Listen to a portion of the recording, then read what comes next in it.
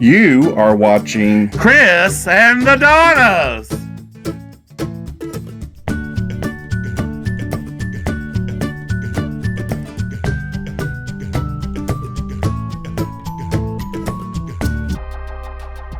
Hello, and welcome to the 6th port of call on our Norwegian Breakaway Transatlantic cruise.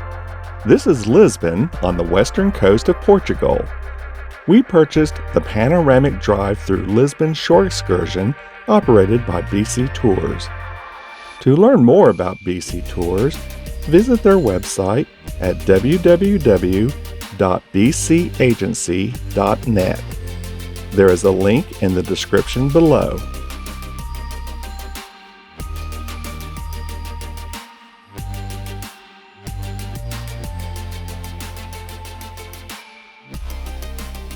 Our tour begins with views of a Catholic church perched on a hill overlooking Lisbon, a historical landmark for Lisbon's tobacco customs, a history museum and military museum, a historical landmark honoring the founder of TAP Airlines, a rail yard, and a square functioning as a garden or park.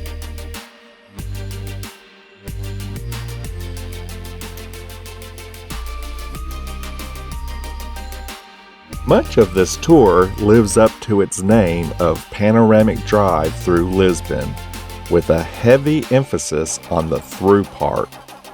We take many shots of the streets in Lisbon and will only have one stop later in the tour.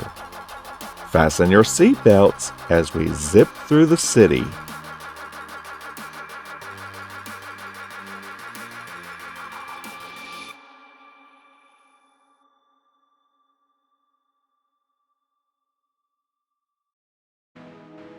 This area is just past the entrance to Queen Stephanie's Hospital, a healthcare facility devoted to children.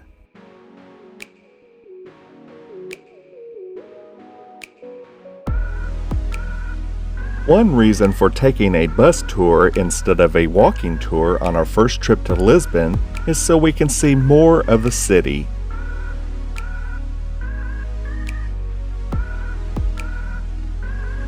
Here is a roundabout known as the Marquis of Pombal Square. We spin around to take this shot of a synagogue while listening to the tour guide. The sound system is not the greatest on the bus, and we struggle to get a decent clip of this statue in the roundabout.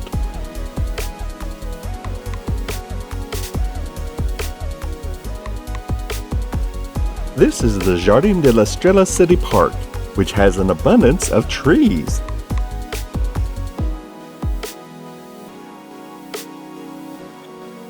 Yeah, baby, yeah!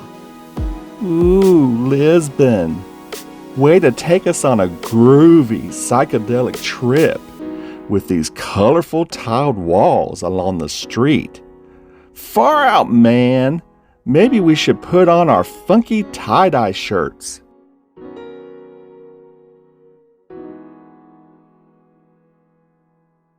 Show off some more colors, Lisbon.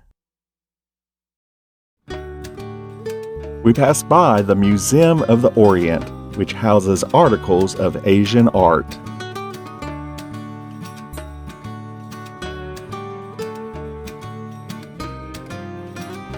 This is the 25 April Bridge, and it connects Lisbon to the municipality of Almada as it crosses the Tagus River. Our tour guide tells us that it is better than the Golden Gate Bridge because it is going into the sky, as we see here.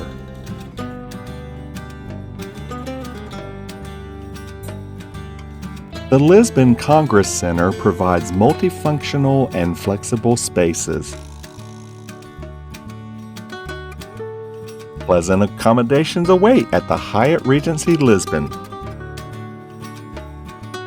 Cordoaria Nacional is a former naval rope-making factory now functioning as a museum for rotating exhibits.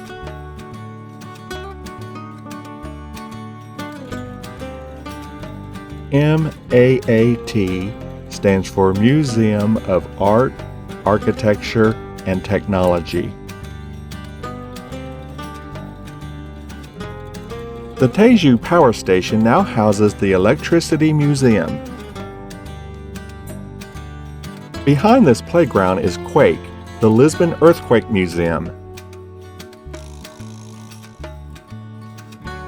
These steps are across the street from the National Coach Museum. The presidential residence is behind this statue.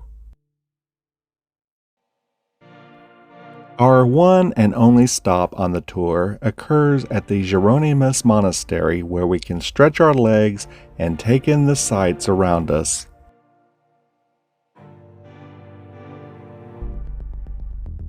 Across the road from the monastery is the monument to the discoveries that we will see up close later in the tour.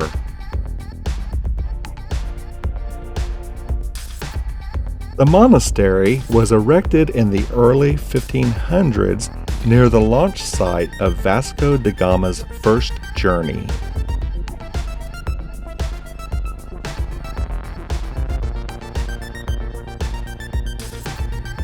Southwest of the monastery is the Museum of Contemporary Art.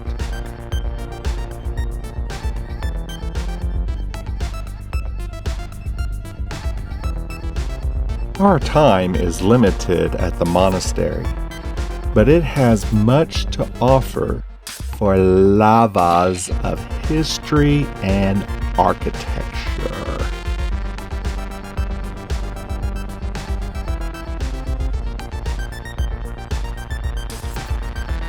To the west of the monastery is the Navy Museum and the Navy Planetarium.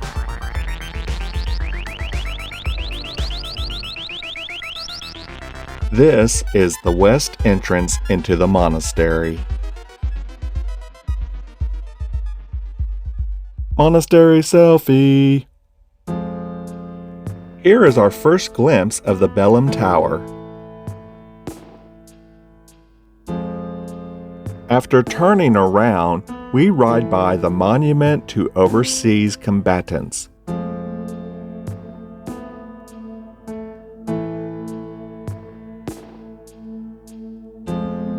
Once again, we see the Belem Tower before we drive into its garden area.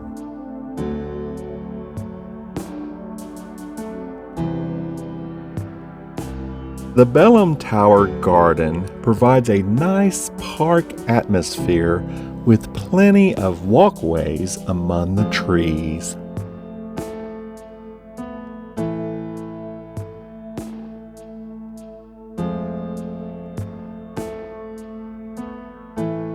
Views of the Belem Tower include a view of Lusitania, a monument to Gago Cochino and Sacadura Cabral for the first flight across the South Atlantic Ocean in 1922.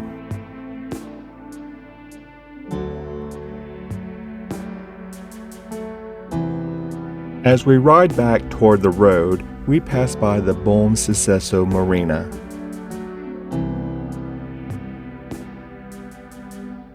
Across the road is the Art Gallery of India. This is the Belem Lighthouse. Located along the Tagus River where ships departed to explore and trade with India and the Orient, the monument to the discoveries celebrates the Portuguese Age of Discovery during the 15th and 16th centuries. The monument includes statues of 33 figures from the Age of Discovery. These statues represent monarchs, explorers, cartographers, artists, scientists, and missionaries.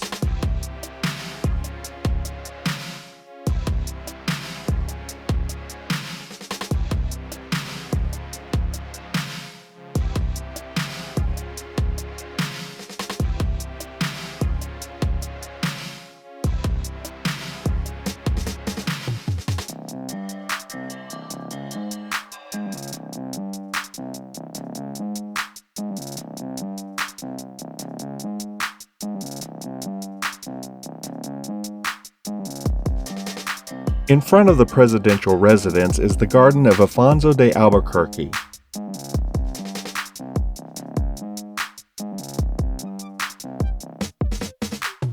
Belem is a laid-back area on the Tagus River, known for its seafood restaurants and houses decorated with colorful tiles.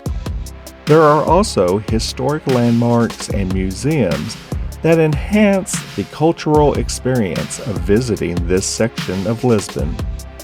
Even the waterfront beckons people to take a stroll along the river.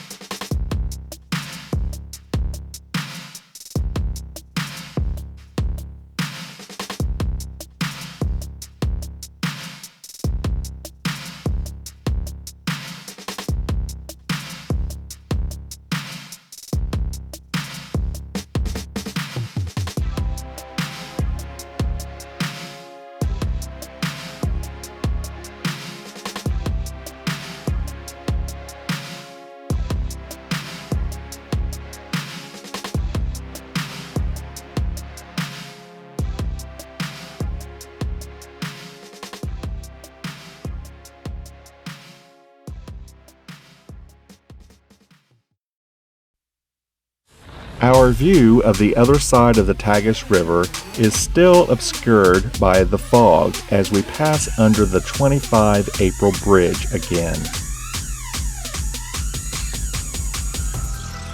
These panels are on the front of the Museum of the Orient. Boardroom Creative Studio is an advertising agency.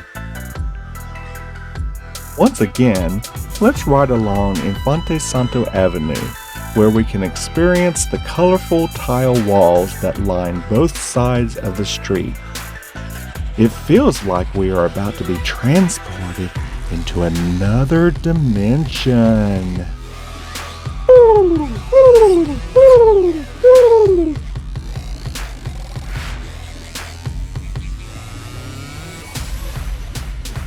As we come out on the other side, we are in for a treat viewing a few of the Portuguese tile murals that line this section of Infante Santo Avenue.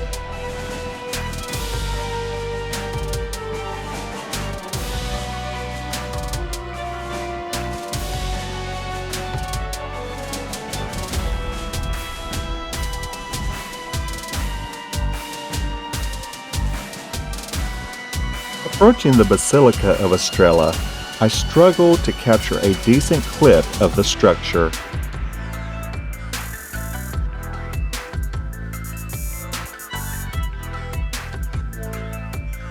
This is the Pedro Alvarez Cabral monument that we pass again. Passengers enjoy this colorful wall when they wait for the bus.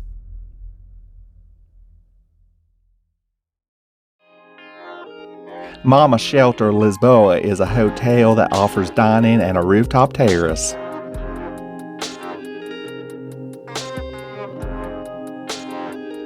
To the left, we see a school and real estate agency. Next, we prepare to turn onto Liberdade Avenue. If there is one avenue in Lisbon that oozes with luxury, it is Liberdade Avenue. Upscale dining, shopping, and hotels line the avenue with its large canopy of numerous trees. Many monuments and statues add to the decor of the avenue along with the decorated sidewalks.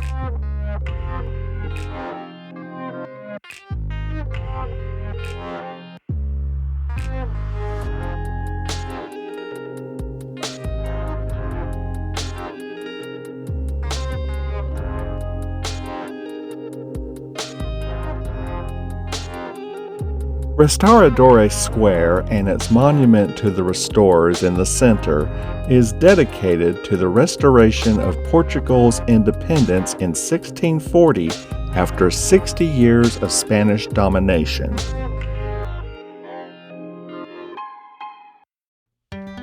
we get our first glimpse of the Rossio from the southern end of the Restaurador Square. To the right is the Rossio train station.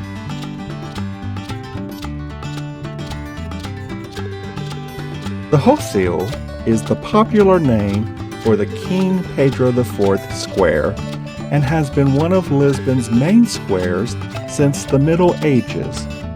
It has been the setting of popular revolts and celebrations, bullfights, and executions, and is now a preferred meeting place of Lisbon natives and tourists alike. On this occasion, it is hosting the Christmas market.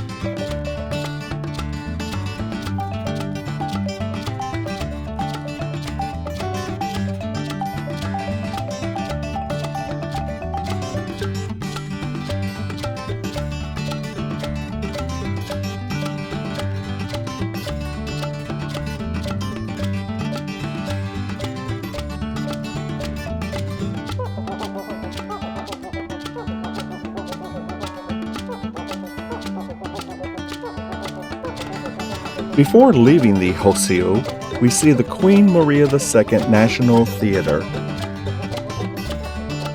Check out the VIP Executive Eden Apart Hotel. We pass by the Blue Liberdade Hotel as we re-enter Restaurador Square and see the monument to the restorers again. Hard Rock Cafe is located at the north end of Restaurador Square. As we near the end of our drive on Liberdade Avenue, we pass by the monument to the fallen of the Great War, or World War I. These are some of the streets near Queen Stephanie's Hospital.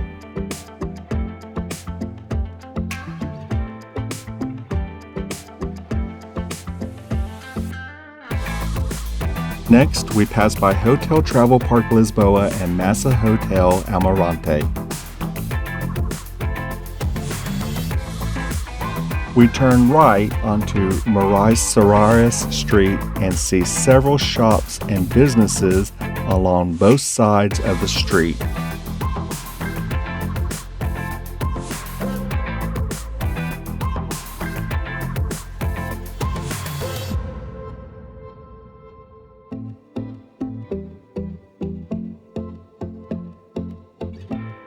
Once again, we pass by a green hill.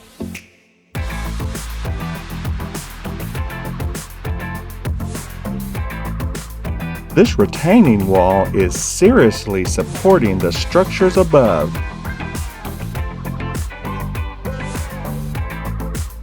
Look, it's a tuk-tuk. And a classic car. Check out the cables on this cable-stayed bridge.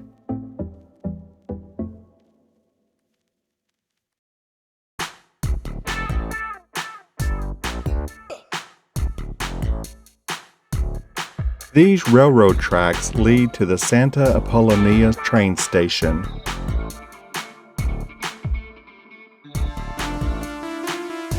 One of the challenges of filming from a bus is trying to zoom in on a distinctive structure or monument while in transit.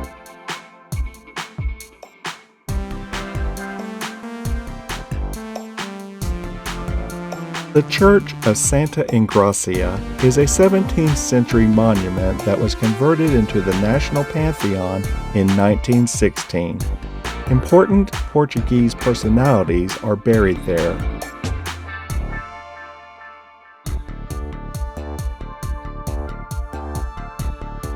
Our cruise ship comes into view. After stepping off the bus, we take a moment to view Lisbon from the parking lot.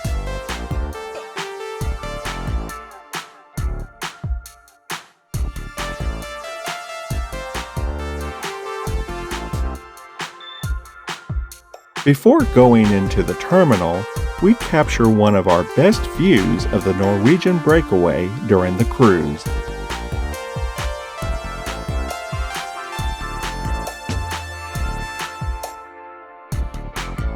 Here is a close-up of the ship from the terminal. Lisbon selfie. We do another scan of Lisbon from the terminal.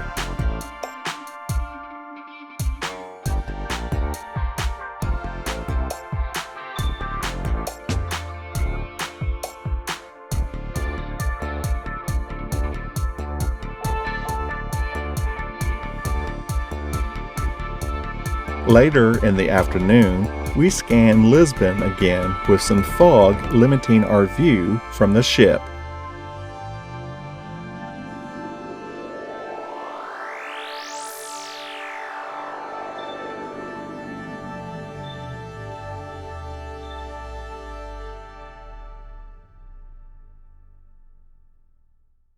Another Lisbon selfie.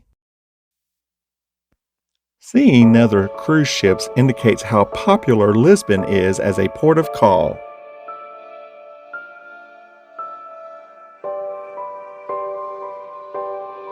The time is not good for trying to view Almada from the ship due to the fog.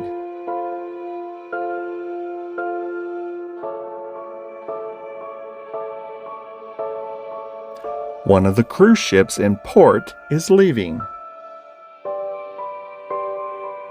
We can make out the sanctuary of Christ the King in Almada through the thinner fog.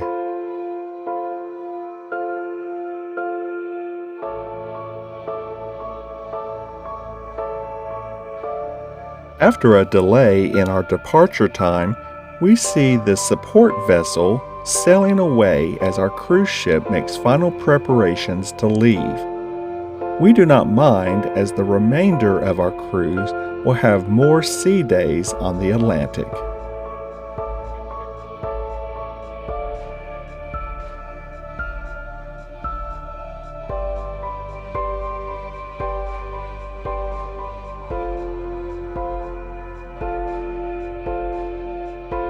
It is nice to see the moon after having fog earlier in the day.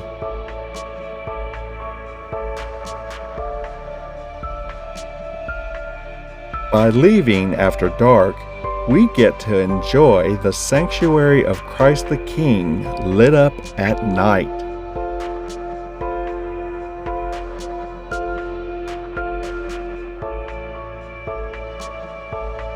For the final stretch of our departure, we experienced the thrill of sailing under the 25 April bridge with the moon in the sky and the sanctuary of Christ the King on the hill in Almada.